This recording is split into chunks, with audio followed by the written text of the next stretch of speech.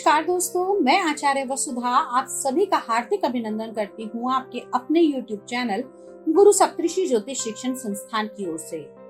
दोस्तों, आज हम बात करने वाले हैं साप्ताहिक राशिफल के बारे में। कैसा रहेगा 19 सितंबर 2022 से लेकर 25 सितंबर 2022 तक का ये सप्ताह ग्रह गोचर की दृष्टि से आपके लिए। लेकिन उससे पहले हम बात करेंगे व्रत पर्व और त्योहारों की। कौन कौन से विशेष व्रत पर्व और त्योहार इस सप्ताह में आने वाले हैं। जैसा कि हम सभी जानते हैं कि ये भाद्रपद कृष्ण पक्ष चल रहा है और इस समय श्राद्ध पक्ष चल रहा है। तो दोस्तों, 21 सितंबर 2022 को इंदिरा एकादशी रहेगी, 22 सितंबर को द्वादशी रहेगी तथा इस दिन उन लोगों का श्राद्ध किया जा सकता है जो किसी प्रकार दुर्घटना से जिनकी मृत्यु हुई हो।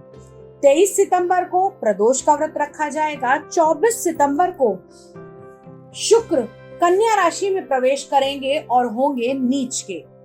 इसके बाद में 25 सितंबर अमावस्या के दिन, जी हाँ, जिस दिन हम 16 श्राद्धों का एक श्राद्ध भी करते हैं, यानी कि भूल चूक में किए हुए श्राद्धों का तर्पण भी इसी दिन किया जाता है। अमावस्या की तिथि इस दिन रहेगी। ये तो थे व्रत पर्व और त्योहार।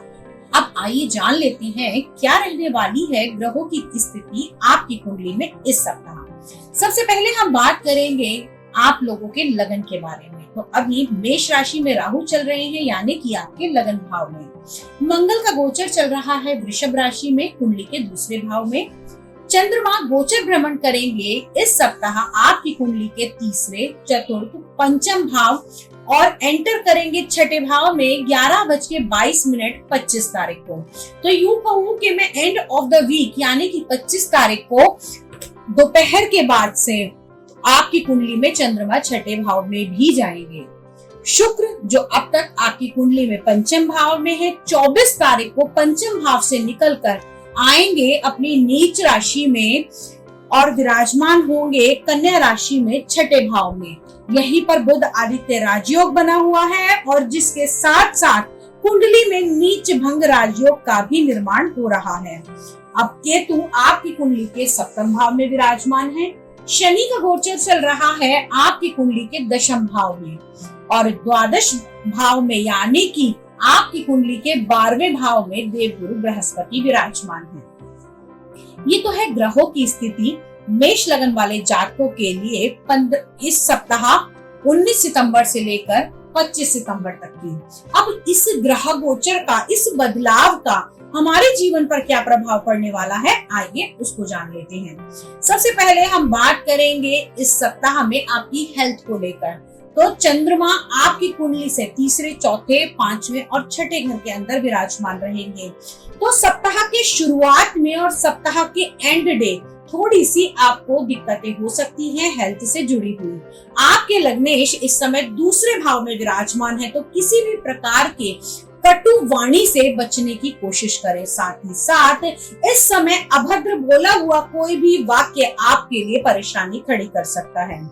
अब बात कर लेते हैं आप लोगों की कुंडली में शुक्र की स्थिति की। शुक्र जो कि मैंने कहा कि अभी कुंडली के पंचम भाव में, यानी कि आपकी संतान के भाव में चल रहे थे, अब शुक्र का होगा राशि परिवर्तन और आएंगे आपकी कुंडली के छठे भाव में, जहां बनाएंगे नीच भंग राजयोग। इस समय में आपको पैसे से जुड़ी हुई समस्याएं तो आएंगी, लेकिन उससे आप बाहर निकल जाएंगे। छोटे मोटे झगड़े आपके हो सकते हैं। इस समय में परिवार के सदस्यों के साथ में किसी प्रकार की अनबन के बनने की संभावनाएं बनी हुई हैं। जो बच्चे अभी स्टडी कर रहे हैं या किसी प्रकार के कंपटीशन की तैयारी कर रहे हैं, उनके लिए सप्ताह मिला जुला रहेगा बहुत ज्यादा। इस सप्ताह में अगर मैं कहूँ कि आप बहुत ज्यादा अच्छी परसेंटेज लेकर आएंगे, आप बहुत ज्यादा अच्छा करेंगे, तो उसके बारे में ऐसा नहीं होगा। ओवरऑल आप जितनी मेहनत करेंगे एटलीस्ट आपको उतना फल अवश्य मिलेगा। मैंने कहा था नीच भंग राजयोग। तो इस सप्ताह में जैसे ही शुक्र, यानी कि 24 तारीख के बाद में जैसे ही शुक्र एंटर करेंगे आपकी कुंडली के छठे भाव में, तो यहाँ से आपको फाइनेंशियल स्टेटस के अंदर परिवर्तन आते हुए दिखाई देंगे। जब आपको लगेगा कि हाँ मेरा काम अब बिल्कुल ही नहीं बनने वाला है, शायद उस स्थिति से काम दोबारा बनने की संभावनाएं हो। अब बात कर लेते हैं आप लोगों के पारिवारिक और आपके दाम्पत्य जीवन के बारे में। तो दाम्पत्य जीवन की बात करूं तो आपकी चंद्रमा से आपकी कुंडली के सप्तम भाव को अगर हम देखते हैं तो यहाँ पर दाम्पत्य जीवन में थोड़ी सी रुकावटें आ सकती हैं मिड ऑफ द वीक, लेकिन उनसे घबराने की आवश्यकता नहीं है। इस समय में आप अपने जीवन साथी से मिलकर कुछ नया निवेश भी करने की सोच सकते हैं।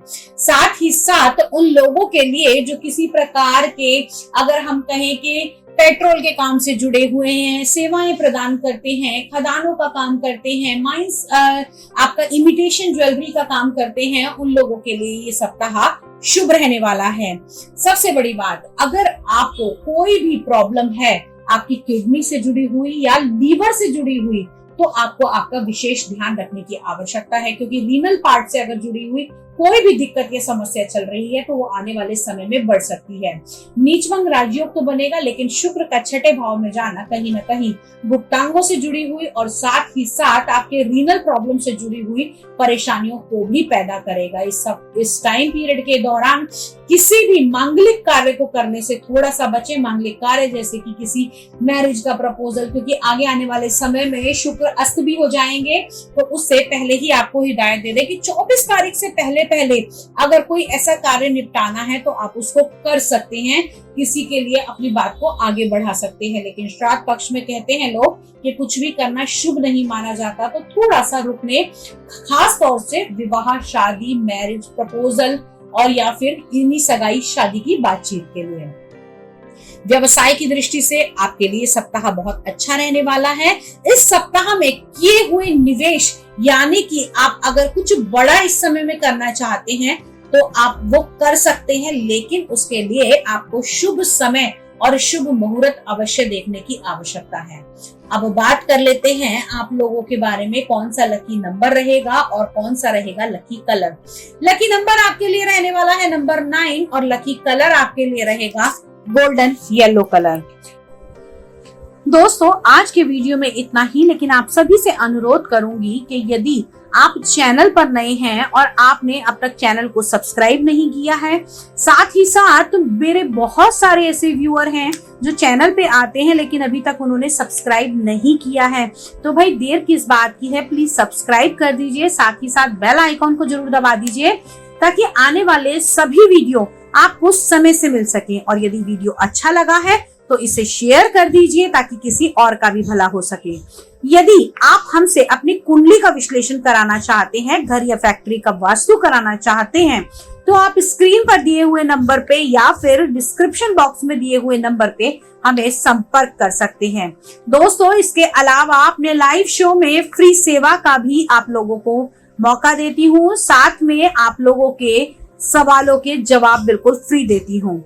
उसके लिए जुड़े रहिए हमसे। हमारे YouTube चैनल पर गुरु सप्तऋषि ज्योतिष शिक्षण संस्थान आपका हार्दिक अभिनंदन करता है।